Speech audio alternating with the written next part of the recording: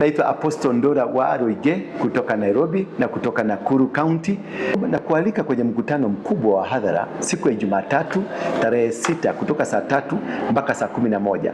Mkutano wa kuzungumzia amani katika uga wa Nyayo Garden, mji wa Nakuru. Katika karibu na hoteli inaitwa Amerika na karibu na ofisi za serikali pale.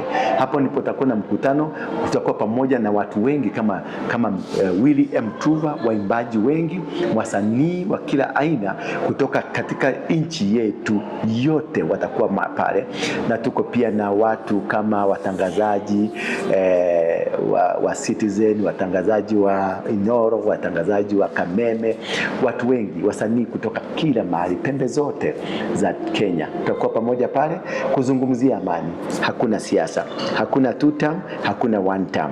Tunasema peace to prevail. Amani ipatikane kwenye nchi yetu. Tusije tukakuwa na kabila ya Mkikuyu, Mkamba, Mkalenjin ama Mluya. Tuwe watu wa taifa moja, wanaopendana.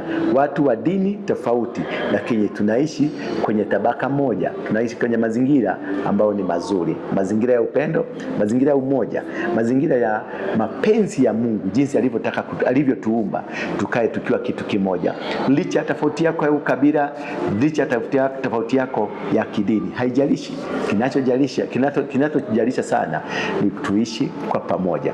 Kusichomeke nyumba kwa sababu ya siasa, kusiuliwe mtu kwa sababu ya siasa, kusiuliwe mtu kwa sababu ya dini, kusiuliwe mtu kwa sababu ya dini fulani, ama biashara ya mtu ikavunjwe, ama jambo lolote likafanyika kwa taifa hili kwa sababu kitu fulani, aidha dini, aidha siasa ama makabila.